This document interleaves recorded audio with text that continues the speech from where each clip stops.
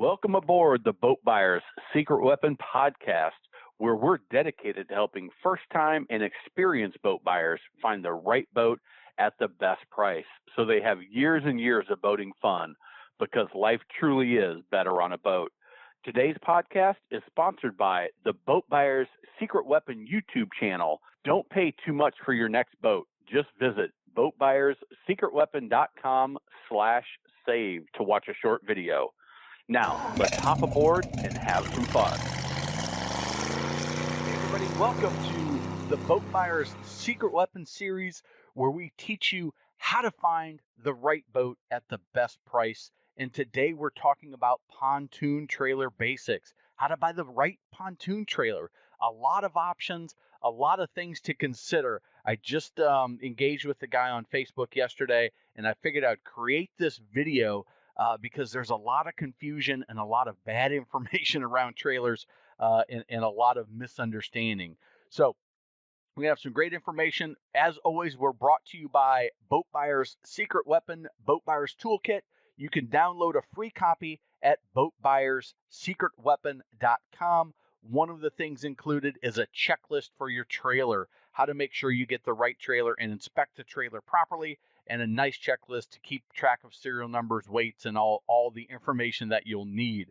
So what are we going to cover today? Well, we're going to crack the code on one of the most important pieces on the trailer, whether it's new or used, to know exactly what you're getting. Not what they say you're getting, but what you're actually getting. The best pontoon trailer, getting the right trailer, galvanized versus painted, options to consider, dual axle versus single axle, and a free gift at the very end. So let's get started. Let's start with cracking the code. On every single trailer in the U.S., there is a label that looks similar to this. It's somewhere on the trailer. If there's a boat on the trailer, sometimes it's on the inside portion, and you have to kind of crawl under there to see it. Sometimes it's on the tongue.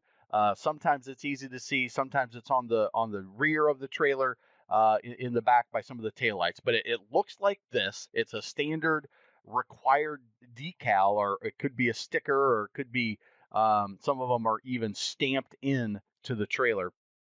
But let's talk about what's on here.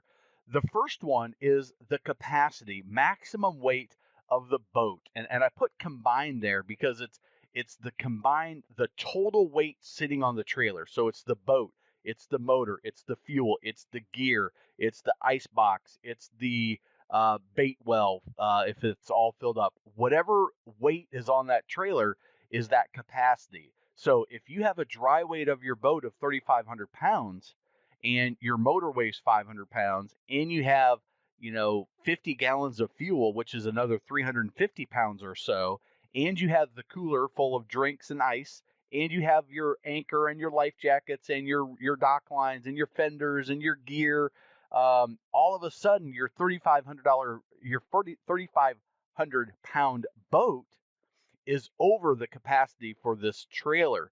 So you want to understand the total weight, the dry weight of your boat, the weight of the motor if it's an outboard, if it's not included in the weight of the boat, the estimated weight of your gear, the weight of your fuel, which is 7 pounds per gallon. I believe that's right. 7 pounds for fuel and 8 pounds for water, I think is what it is.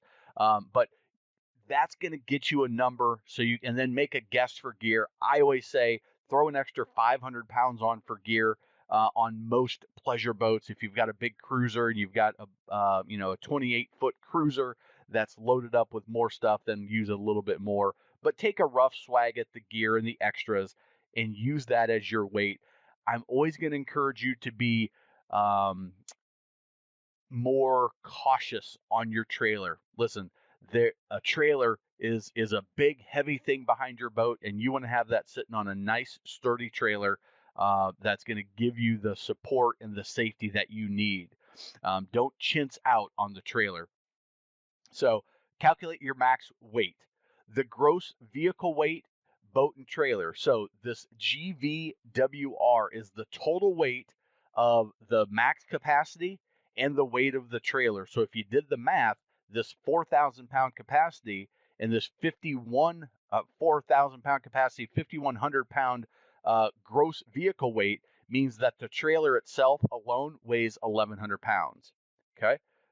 If you're going through a scale, you can get a exact measurement, but that tells you what the total weight behind. So that's 5,000 pounds of weight behind your vehicle. You want to make sure that you've got the stopping power and the brakes and all that required.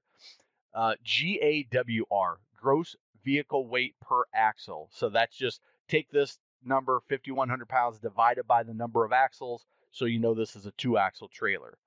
The tires and the tire pressure, make sure that you have your tires pressurized properly based on the what they recommend. And this is the one that is most confusing for me. As I would look at trailers, I would always count the number. It's the 10th digit in.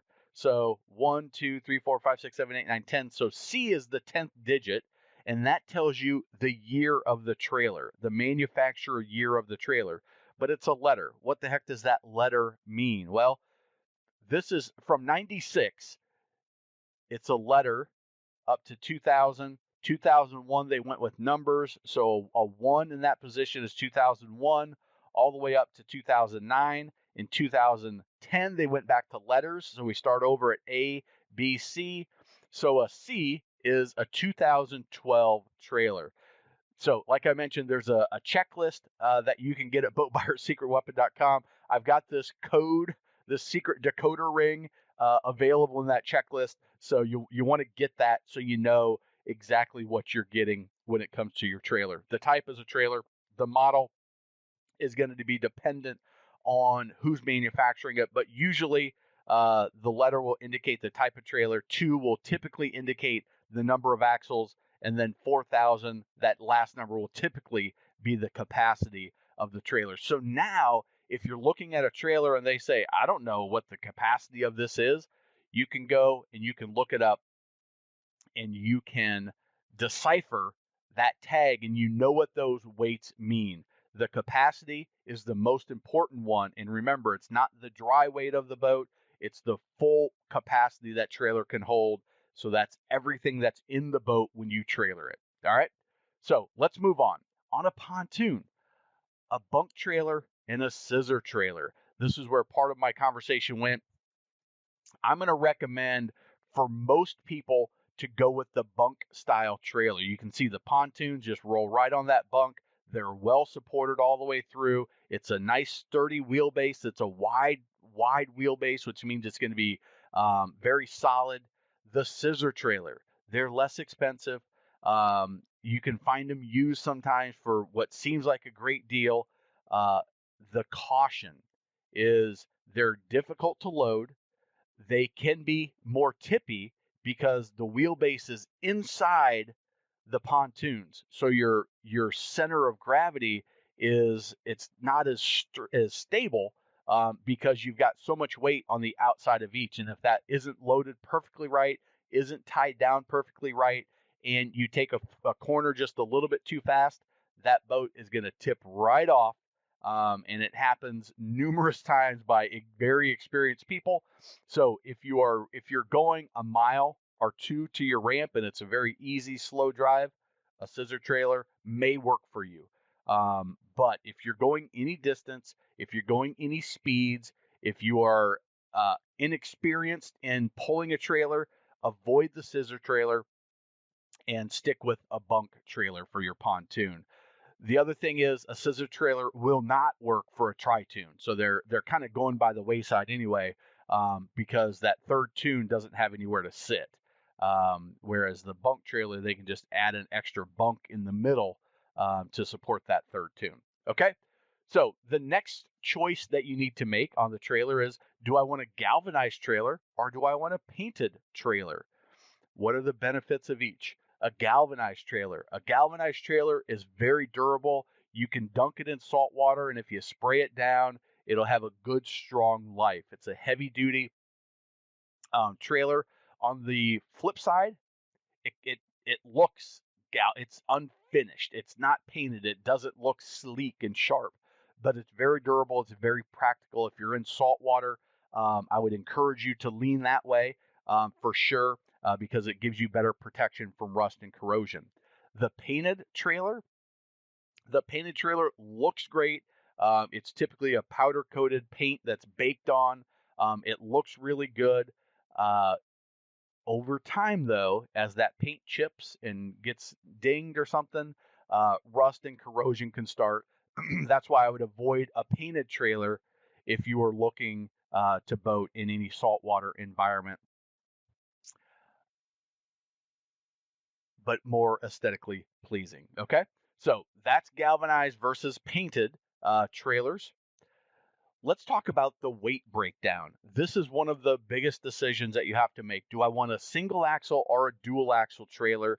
I'm going to encourage you, just like I encouraged you to go with the bunk trailer, is on most pontoons, go with a dual axle trailer, unless you're towing a small, 18 to 20 foot pontoon with a 50 horsepower motor. I'm going to say you're probably better off with the dual axle. The single axle can go up to 5,000 pounds, go up to 26 feet long. However, if you have a breakdown with a single axle trailer and you blow a tire or something happens, you're going to be in a world of hurt. It also tends to sway more. Those single axles are going to sway just a little bit more. So the longer trailer you have, the more weight, the more that's likely to happen. And it's putting more weight on a single axle, which makes the towing characteristics more difficult.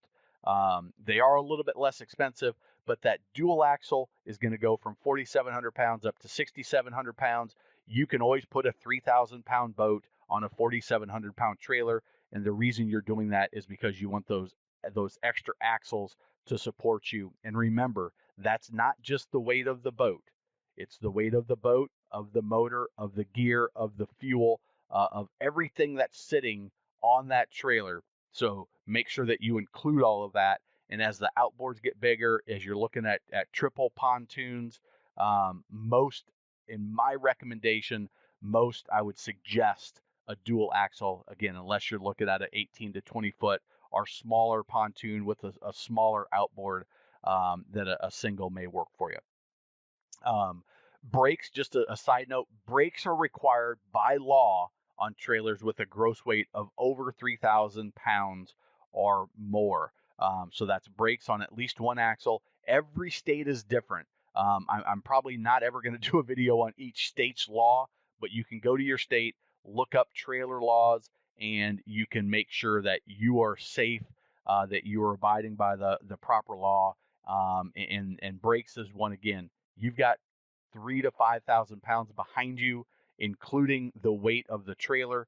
That those brakes on that trailer are going to be a significant help if you need to stop quickly, and just stopping in general, it'll save wear and tear on your tow vehicle. So what are some options on a bunk trailer that you may want to consider? Well, we talked about brakes. I'm going to encourage you highly to get brakes on your trailer. If you're ordering a new one, or if you're looking at a used one, and you have anything with a bigger than 150 horsepower motor, or bigger than 22 feet, I'm going to say just put brakes on it. For sure, you're probably over 300 or 3,000 pounds anyway with that configuration, but put brakes on your trailer. It makes it so much easier, on you, on the tow vehicle, on everything. It's just a safer setup. Front boarding ladder. The front boarding ladder, you can see the green arrow, is just a simple way for you to get on and off the boat. If you don't have a boarding ladder, you're going to board with your ladder off your pontoon, typically on the rear of the pontoon. That works okay. If you have that and it's a good sturdy ladder, then that may be enough for you. But the boarding ladders are extremely convenient, so you can board the front or the rear. You don't always have to walk around, and it also is very convenient if you're trailering and you're dunking it into the water. You can board that boat without getting wet. It's much easier if that's how you do your trailering on and off the trailer. Load guides, you can see those red dots, or the red arrows. Those are called load guides. What they do is on a pontoon, two pontoons, they go in between the pontoon. So all you have to do is kind of get your nose cones on each side of those guides, and they just sort of line you right up on the bunks. They keep you from, if there's a current or there's wind trying to push you off, they keep you from pushing off, and you can drive right onto the trailer. It makes it real easy. It can be difficult unless you back your trailer to the exact depth, and you're really good at pulling into that, and there's little wind or current to get it onto those tiny little bunks. Those load guides are very, very helpful, and in loading your boat. You can add them to almost any pontoon aftermarket, so they're easy. They just bolt right on the frame of the trailer, so you can add those on real easy. If you find a trailer that doesn't have them, just call the trailer manufacturer, go to a local dealer, and or even a West Marine type place, and they will likely have those trailer guides. Some of them look like this, where they're just a post. Some of them it's a long 2x6 that goes down the length of the pontoon, and it runs parallel to the bunks. Either one, they accomplish the same type of thing, but they are very, very valuable. A spare tire. The spare tire, you can see it mounts up front. Typically on a pontoon trailer, you've got all that room under the bow of the boat, so they mount nice and flat there. Having a spare tire on your trailer, I think, is a great idea. If you don't have one in your tow vehicle, I would recommend to have that extra spare tire just in case. You never know. And again, you can always mount one on after the fact, and you can pick one of those up virtually anywhere, a marine supply store, a dealer, a tire shop that has trailer tires. Trailer tires are different than other tires because of the weights that they carry, and the application that they're in. So you want to look at those options, and I think those are the options that are very valuable, and ones that you may want to consider. All right, a used trailer. So the new trailer, it's nice and simple. You give them here's the weight of my boat, here's the length of my boat. It's a tri-toon or a pontoon. It has, I want these options. I want it galvanized. They're going to order it, and you're off and running. On the flip side, if you're buying a used trailer or a used pontoon that's sitting on a trailer, makes it a used trailer, you want to do some of these inspections. Again, in the Boat Buyer's Secret Weapon, Boat Buyer's Toolkit, there's a checklist that goes through this in a little bit more detail, but you want to check the tires. Trailer tires can go bad over time and with usage, but most likely it's over time. So the tread gets worn, there's dry rot, there's age that can cause a blowout. And you want to also make sure that they're the same tires, that if it's a dual axle, all four tires are the same so that they run straight and they run proper. If they're not, depending on the wear patterns, you may want to consider changing those out. Brakes and brake lines. I talked about how important brakes are, especially as you get heavier and heavier. You want to make sure not only does it have brakes, but the brakes are engaging. The brakes are actually working. There's not a brake line that's rusted or got cut or somehow is malfunctioning. So you want to test those. The bunks. If it's got wooden bunks that are carpeted, you want to check and make sure that there's no rot. Just kind of when you're doing your test drive, again, you can find a video on how to demo a boat the right way, how to demo a pontoon the right way. There's also in the toolkit, there's a checklist, a demoing checklist. But when that boat's off the trailer, you want to just shake all of those bunks and make sure that they're secure and they're solid all the way around. Lighting and wiring. You want to hook your tow vehicle up to the trailer if you can, and you want to test brake lights, blinkers, flashers, parking lights. Make sure all those lights are working properly, and that will make sure that your wiring is set up properly and the wiring on the trailer is set up properly and all the lights are working properly. Axles, wheels, and bearings. Again, with the boat off the trailer, you can see those axles pretty well. Make sure there's no rust or major issues. You can check the grease in the bearings if they have the bearing buddies. You may even just squeeze a little bit in there, see how much is in there. And the wheels, are there any dents? Does it look like something's bent, a rim's bent or something? Check all that as well. And then the title. If trailers are titled in your state, you want to match up. Remember that decoding? Now you know how to read that little tag on the trailer. You want to match that up to the title and make sure that that the VINs match and the trailer you are buying is the trailer that they have the title for, and that all of those serial numbers match up. That's very key. So mention that we've got a free gift for you, the Boat Buyer's Secret Weapon Toolkit. You can get that at boatbuyerssecretweapon.com. You can claim yours for free. Just put in your email. We'll email it right to you.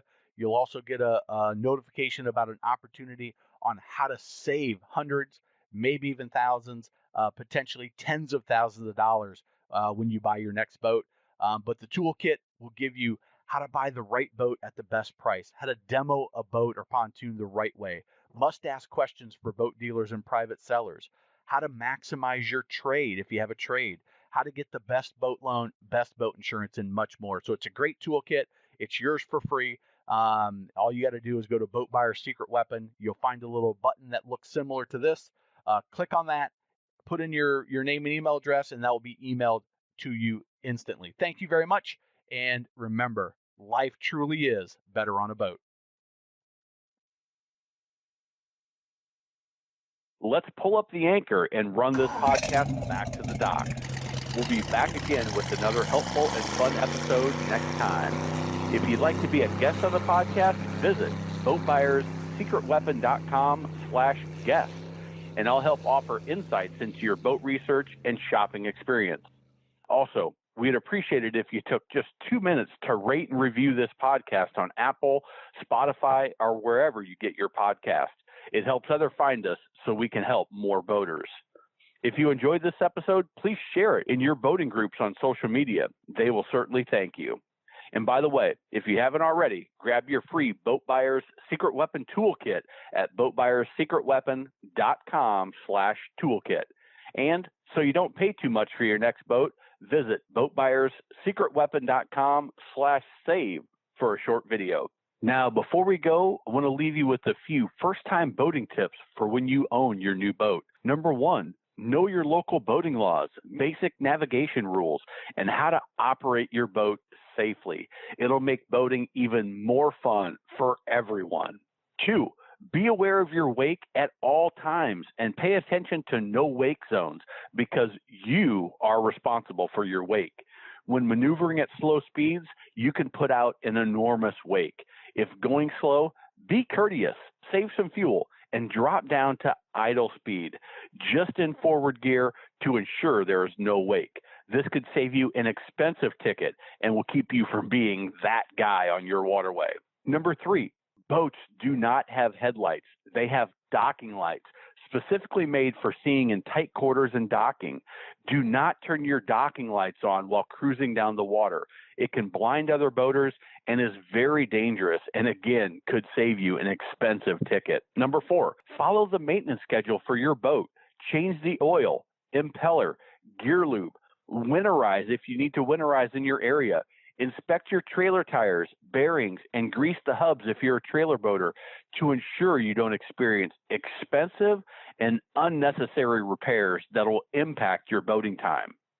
Number 5, always double check your plug is in, your battery is charged, and the fuel is full before heading out for a day on the water. It could just save your boating day. And if you're a trailer boater, I've got a few extra tips. Number 1, at the boat ramp, prepare your boat, your gear, and your guests in the staging area. Then, when you're ready, back down the ramp, unload the boat, head to the parking lot, and right back down to your boat to be fast and courteous to your fellow boaters and don't tie up that ramp unnecessarily. Next, use transom tie-down straps when trailing your boat. Very bad things can happen if you don't, and they do happen. 3, check everything in the boat is secure before heading down the road. Seat cushions, gear, keys, towels, even tubes and lily pads can get blown out when pulling your boat down the highway or interstate. And most important, have fun. Enjoy your boat and get on the water as much as possible because life truly is better on a boat. Until next time, this is your friend in boating, Captain Matt.